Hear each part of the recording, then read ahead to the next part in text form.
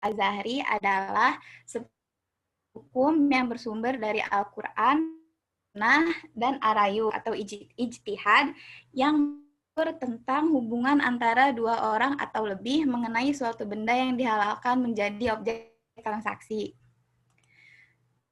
Nah, kemudian di sini saya ada mengenai dasar filosofis berlakunya hukum perikatan Islam di Indonesia. Dasar pertama adalah akidah, yaitu keyakinan yang memaksa pelaksanaannya dalam bertransaksi. Dan dasar kedua adalah syariah. Sepanjang mengenai norma atau aturan hukum yang mempunyai dua dimensi, yaitu dimensi transendental atau vertikal. Nah, dimensi transendental ini sering disebut dengan hablum minallah, yang merupakan pertanggungjawaban individu maupun kolektif kepada Allah. Adapun dimensi lainnya yaitu dimensi horizontal yang dikenal dengan sebutan hablum minanas, yang mengatur interaksi sosial di antara manusia. Nah, kedua dimensi inilah yang mempengaruhi perilaku umat Islam dalam aktivitas transaksinya sehari-hari. Bicarakan mengenai hukum perikatan Islam berarti kita harus mengkaji kerangka dasar dinul Islam yang terdiri dari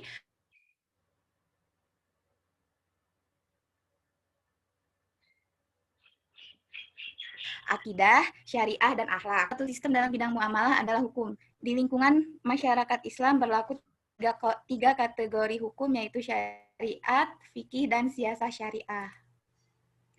Syariat atau hukum syar'a adalah ketentuan Allah yang berkaitan dengan perbuatan subjek hukum, yaitu melakukan suatu perbuatan, memilih, atau menentukan sesuatu sebagai syarat, sebab, atau penghalang.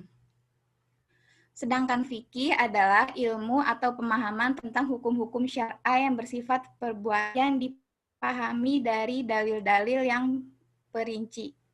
Sedangkan siasah syariah merupakan kewenangan pemerintah untuk melakukan kebijakan yang dikehendakinya melalui aturan-aturan yang tidak bertentangan dengan agama, meskipun tidak ada dalil tersebut. Ada asas-asas hukum perikatan Islam yang pertama.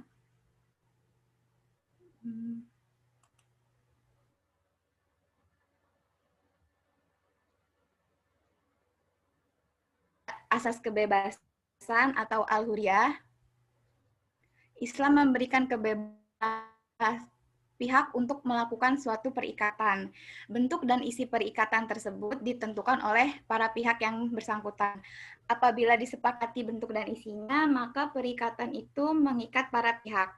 Apabila telah disepakati, maka perikatan itu mengikat pihak yang menyepakatinya dan harus dilaksanakan segala hak dan kewajibannya. Namun kebebasan ini tidaklah absolut. Sepanjang tidak syariah Islam, maka perikatan tersebut boleh dilaksanakan. Kemudian ada asas persamaan atau kesetaraan. Suatu perbuatan muamalah merupakan salah satu jalan untuk memenuhi kebutuhan hidup manusia. Sering terjadi bahwa seseorang itu memiliki kelebihan dari yang lainnya. Hal ini menunjukkan bahwa di antara sesama manusia masing-masing memiliki kelebihan dan kekurangan. Untuk itu antara dengan yang lainnya hendaknya saling melengkapi atas kekurangan yang lain dari kelebihan yang dimilikinya. Oleh karena itu, manusia memiliki kesempatan yang sama untuk melakukan perikatan. Kemudian yang keempat ada asas keadilan. Dalam asas ini, para pihak yang melakukan perikatan dituntut untuk berlaku benar dalam pengungkapan kehendak dan keadaan, memenuhi perjanjian yang telah mereka buat, dan memenuhi semua kewajibannya. Nah, dasar hukumnya antara lain terdapat dalam Quran surat Al-Baqarah ayat 177. Kemudian yang kelima ada asas kerelaan atau al-ridho.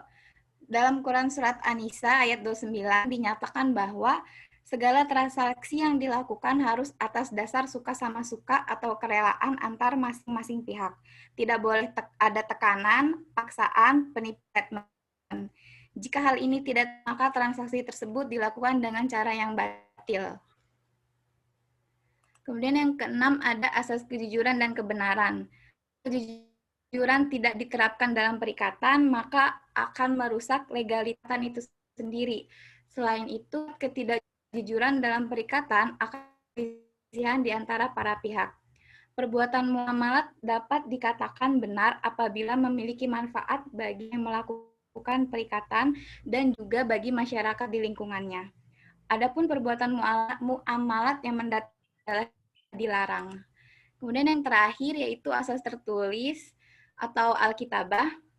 Dalam surat Al-Baqarah ayat 282 sampai 283 disebutkan bahwa Allah Subhanahu wa taala menganjurkan kepada manusia hendaknya suatu perikatan dilakukan secara tertulis, dihadiri oleh saksi-saksi dan diberikan tanggung jawab individu yang melakukan perikatan dan yang menjadi saksi.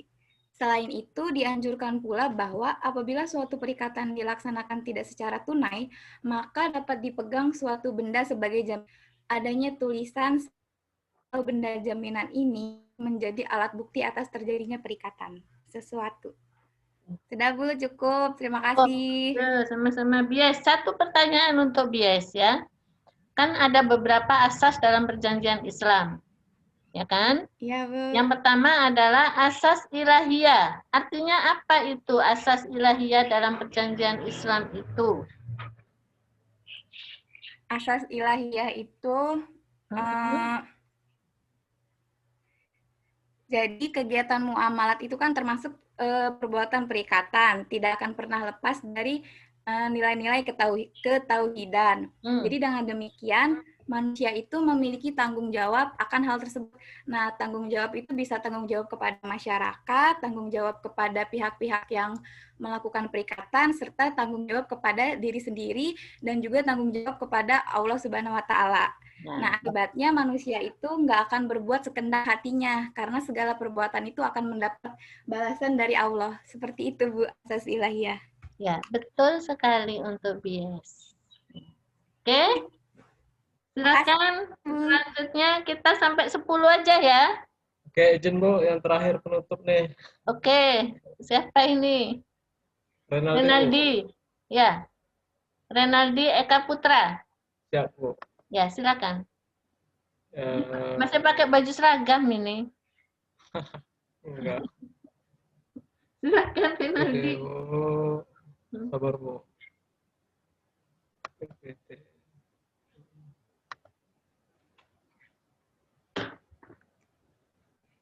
Udah kelihatan ya, Bu ya? Oke.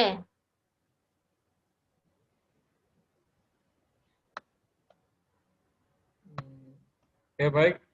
Terima kasih, Bu.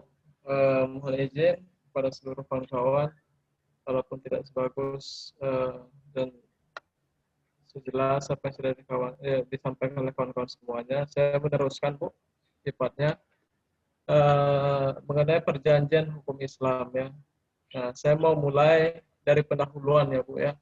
Secara general, secara umum bahwa hukum perjanjian di Indonesia itu menganut beberapa asas, mulai dari asas kebebasan, mengadakan perjanjian, kemudian asas konsensus, kemudian asas kebiasaan, asas kekuatan, kemudian asas persamaan, asas hukum, asas keseimbangan, kemudian asas kepentingan umum, asas moral, asas kepatuhan, asas perlindungan bagi golongan yang lemah, dan juga asas sistem terbuka. Nah, dalam pandangan inilah saya akan kaitkan dengan hukum Islam, yang mana hukum Islam secara kontemporer digunakan istilah iltizam untuk menyebut perikatan, dengan istilah akad untuk menyebut perjanjian. Tadi sudah banyak dijelaskan oleh kawan-kawan yang lain ya. Saya pikir mengenai istilah terakhir yaitu akad merupakan istilah ini sebetulnya kalau kita lihat itu bahwa istilah ini istilah tua yang sudah digunakan sejak zaman klasik sehingga sudah sangat baku, sedangkan istilah pertama itu iltizah merupakan istilah baru untuk menyebut perikatan secara umum. Saya lanjut mengenai sumber-sumber perikatan.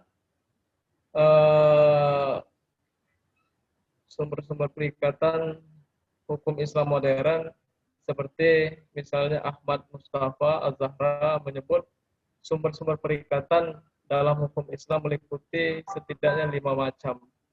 5 macam, yang pertama akad, yang kedua kehendak sepihak, yang ketiga perbuatan merugikan, yang keempat perbuatan bermanfaat, yang kelima syarat. Nah, selanjutnya saya singkat ya Bu ya, biar Ya.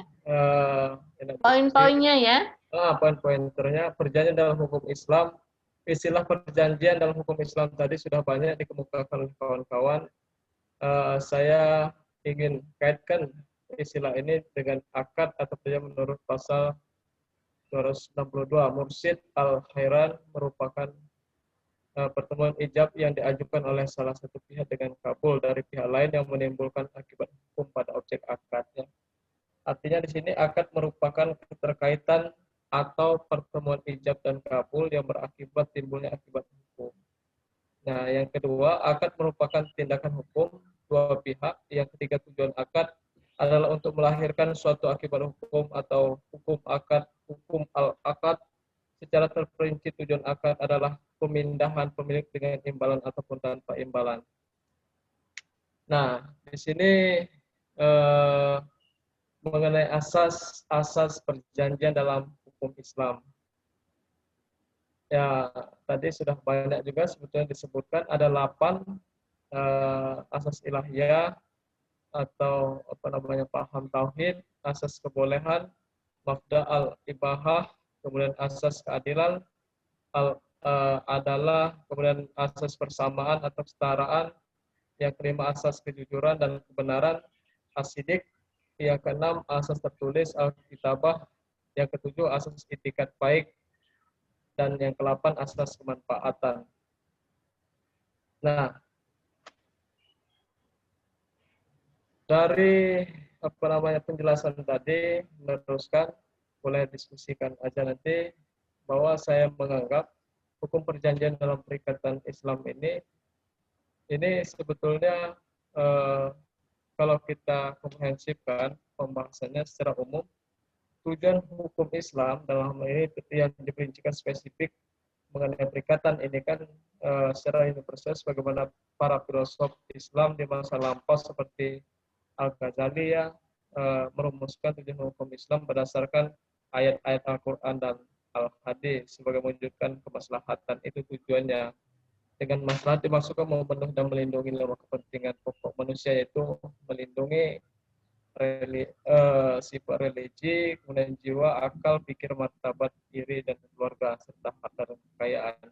Mungkin setidaknya itu Bu, biar lebih banyak diskusi, mungkin ada pandangan lain dari kawan-kawan. Karena sifatnya tadi sudah banyak disampaikan. Ya. Satu pertanyaan untuk Renardi. Siap, ya. Bu. Tadi kan ada beberapa asas ya dalam perjanjian Islam itu. Salah satunya ada disebutkan tentang asas tertulis dalam perjanjian Islam itu. Bagaimana kalau misalnya ada terjadi perjanjian yang tidak tertulis? Apa yang harus dilakukan? Kalau tidak, menurut saya itu karena berangkat daripada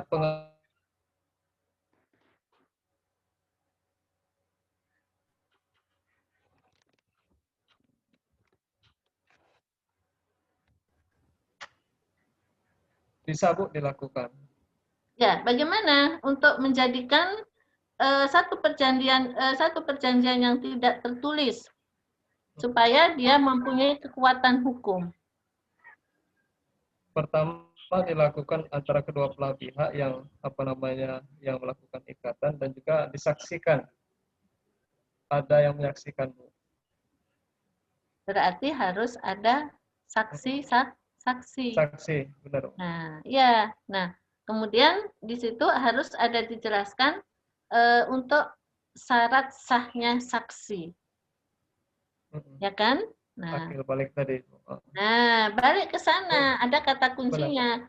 Ya, soalnya kan memang dalam Al-Quran itu, ya salah satunya kan ada dijelaskan di dalam Al-Quran surat Al-Baqarah itu, bahwa dalam kaitannya dengan bermuamalah itu hendaklah dicatat. Para saksi. Catat, ya. Kalau tidak dicatat, maka dia harus menghadirkan saksi, ya kan? Itu. Betul. Oke. ini sudah ada 9 ya yang menjadikan presenter ya. Insya Allah minggu depan kita lanjut. Mungkin kalau tadi itu kan masih belum tahu tekniknya bagaimana. Mudah-mudahan minggu depan itu bisa lebih dari ini ya. Kita ada mahasiswanya itu kelas B-nya kalau nggak salah 33 ya. 34. Oh nambah ya. Karena datanya di saya ada 33, kemudian yang PJJ ada 13 ya. Nah, yang sudah presentasi tadi saya minta entah itu tadi berupa PPT dan lain sebagainya dikirim ke emailnya Mas Rohim seperti yang tugas individu kemarin. Ya, karena nanti kalau misalnya bisa tidak perlu UTS tertulis, jadi presentasi inilah yang akan menjadi bukti ujian UAS. Amin. Amin. Ya enggak? Ya, ya Bu, ya. Setuju nggak gitu ya? Setuju Bu, Setuju Bu. Soalnya Pak Dr. Sunaryo, Pak Dr. Sunaryo untuk UASnya itu sekaligus Ibu yang mengambil ya nilainya itu. Terima kasih banyak Bu. Terima kasih Bu Nunung. Ya, nama-nama ini sudah saya catat, ada 9 orang yang sudah presentasi, tolong diserahkan ke Mas Rohim. Ya, ini Bangkit Budi kenapa Bangkit Budi ini? Enggak Bu, kalau untuk UAS setuju Bu. Ini Bangkit Budi Satya mau presentasi. Masih pakai Word Bu, minggu depan aja Bu, siap Bu. Orang sudah udah di ini apa namanya diumumkan kalian ini nggak siap begini. Yang dikirim ke email Pak Rohim yang bentuk apa Bu? PPT yang barusan dipresentasikan itu ya. Itu nanti karena itu yang sudah Ibu kasih catatan dengan nilai-nilai. Catatan saya sudah ada di situ. Ya. Berikut nama-namanya sudah ada. Gimana? Hari ini? Cukup ya? Cukup. Cukup. Dan terima kasih. Gimana? Untuk presentasinya dilanjut minggu depan ya Bu? Iya, minggu depan presentasi. Tapi kalau bisa minggu depan itu jam 4 gitu ya, jangan setengah 5 ke sorean itu. Oke, siap. Ya, ya. Terutama yang belum bisa kalau misalnya minggu depan dapat 20 kan udah lebih banyak, ya kan? Betul. Oke ya, disiapkan betul. Paling saya ada beberapa pertanyaan aja, ya. Saya kira itu saja untuk sementara hari ini. Yang belum siap untuk dibuat PPT yang agak bagus, agak lengkap, ya dibuatlah, gitu ya. Gitu. Siap Bu. Ya, jangan. Pokoknya kuncinya minggu depan harus lebih baik dari hari ini. Ya Bu, lebih bagus dari Bang Jepi Bu. Nah, iya bagus itu. Parameternya Bang Jepi minggu depan. Ini kita ini nggak pernah offline sih ya, jadi ya beginilah keadaannya, nggak apa-apa, bersyukur saja ya. Mudah-mudahan kita sehat, selalu dalam lindungan Allah Subhanahu Wa Taala. Amin. Amin. Selamat weekend, happy. Makasih Bu. Makasih. Yang paling penting. Terima kasih Bu. Jangan Bu. Baiklah. Makasih Bu. Ya.